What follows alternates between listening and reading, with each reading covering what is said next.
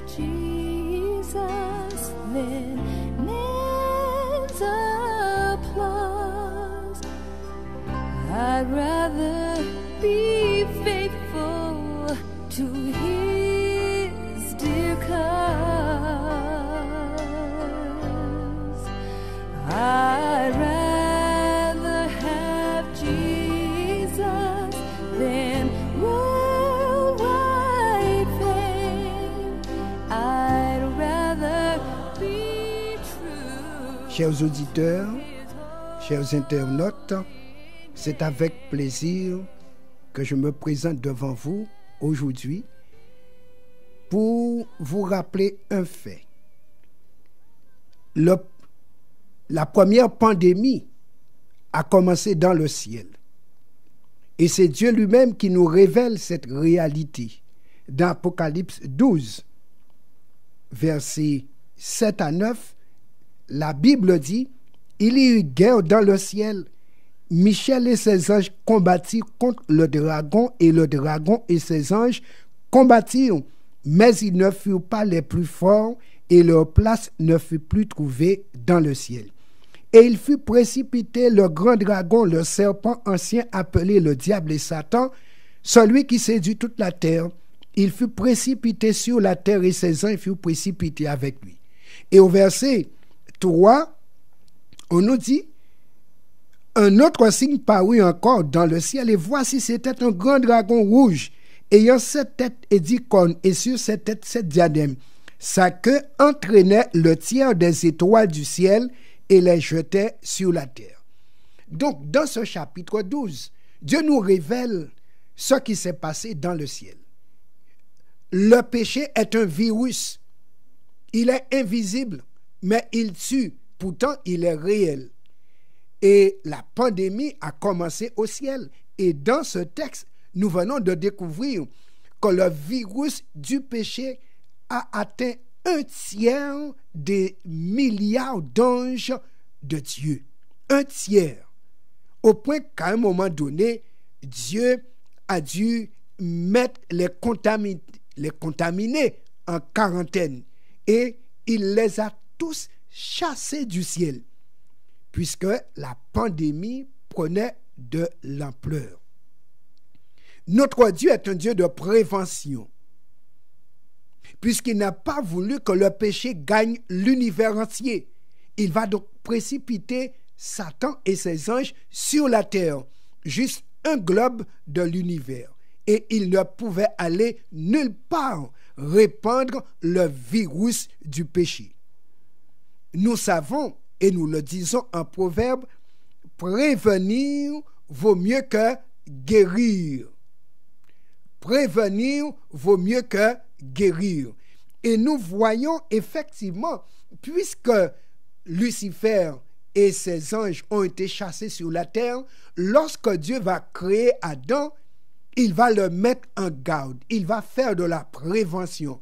Et dans Genèse chapitre 2, versets 15 à 17, il va dire à Adam, « Tu pourras manger de tous les arbres du jardin, mais tu ne mangeras pas de l'arbre de la connaissance du bien et du mal qui est au milieu du jardin, car le jour où tu en mangeras, tu mourras. » Dieu fait de la prévention, puisque il y a le virus du péché dans les environs. Et le seul endroit où Adam pouvait être touché par le virus du péché, c'était dans l'arbre de la connaissance du bien et du mal.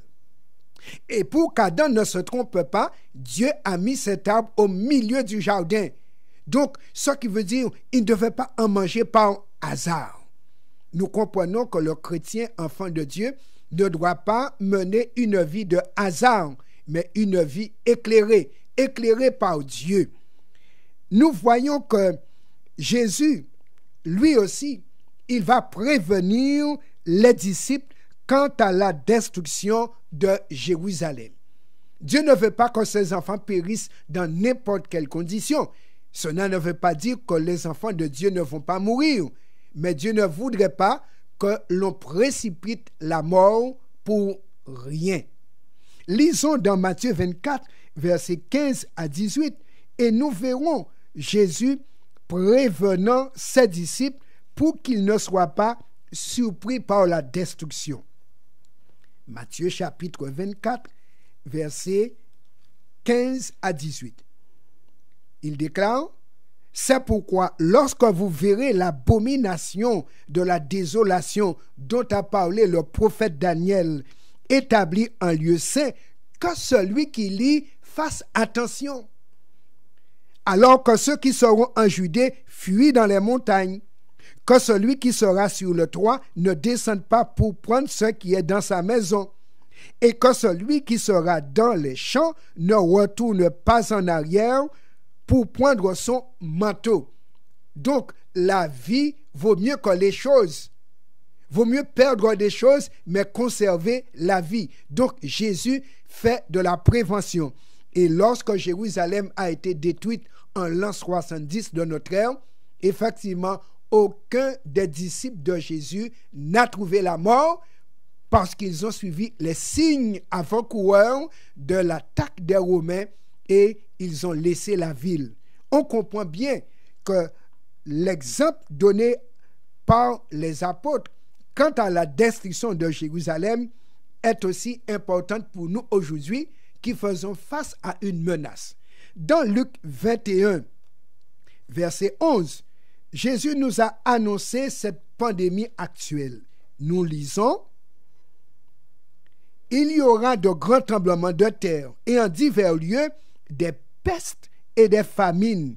Il y aura des phénomènes terribles et de grands signes dans le ciel. Ce sont des choses auxquelles nous assistons.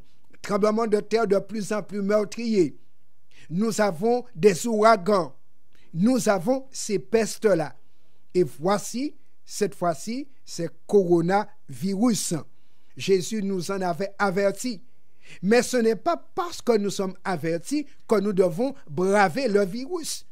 Non, de même que les apôtres devaient se mettre en sécurité pour éviter de trouver la mort dans la destruction de Jérusalem, Jésus nous dit aujourd'hui qu'il y aura des pestes. Il nous faudrait pouvoir nous mettre en sécurité aussi.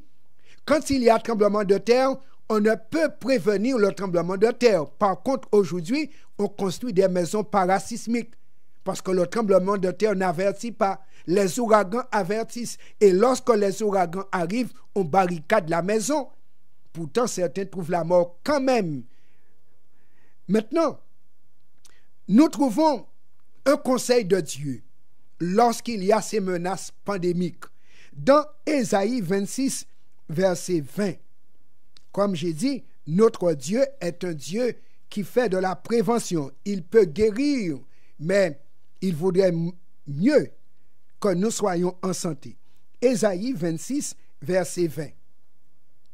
Va, mon peuple, entre dans ta chambre et ferme la porte derrière toi. Cache-toi pour quelques instants jusqu'à ce que la colère soit passée. Oui, c'est de la prévention. Pourquoi mourir dans la colère? Non, Dieu demande à son peuple de se cacher dans sa maison, de laisser passer la colère, mais juste quelques instants.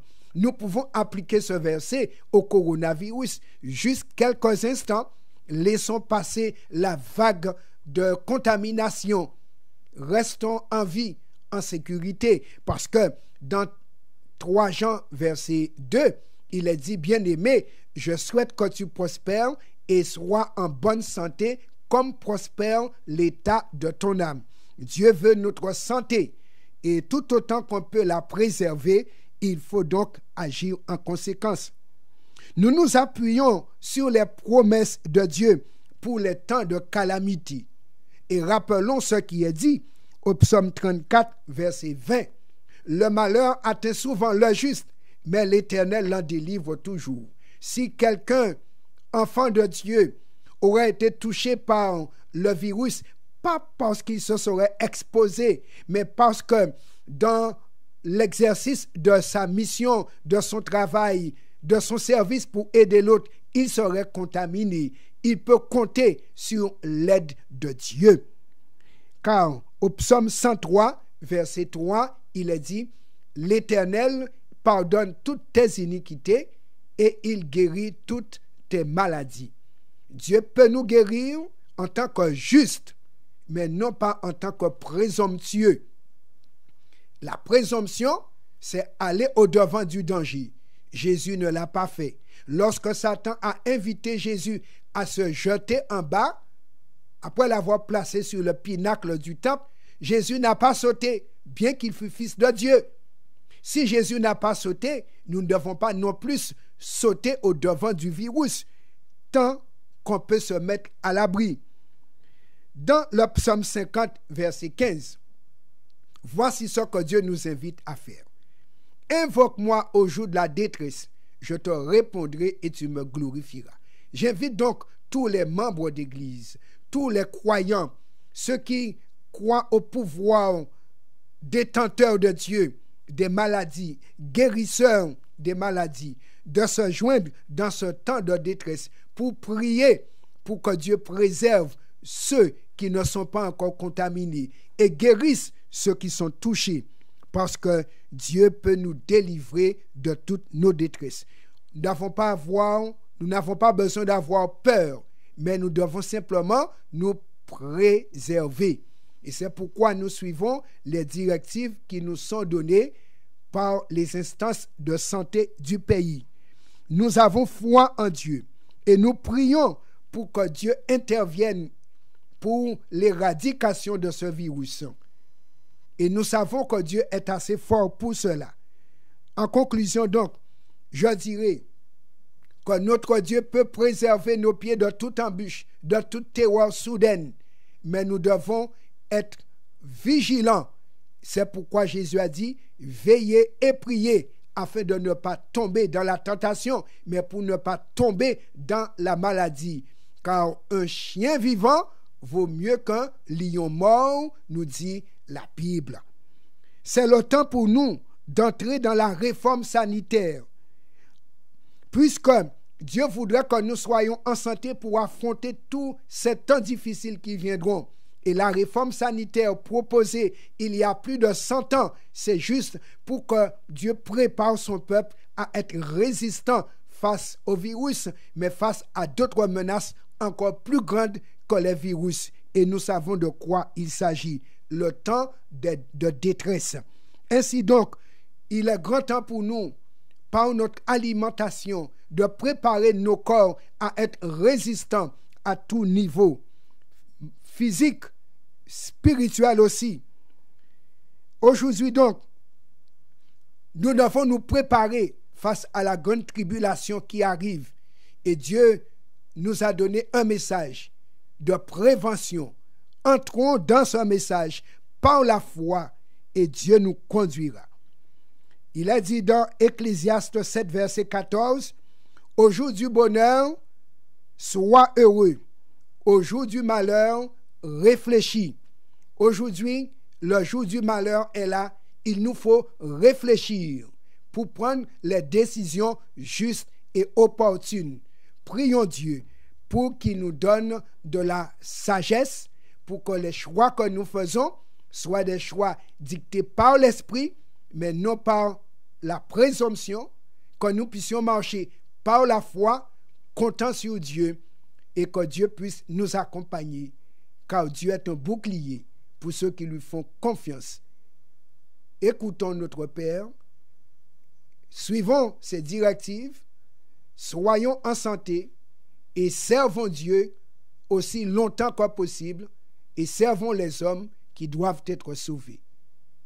Que Dieu nous soit en aide.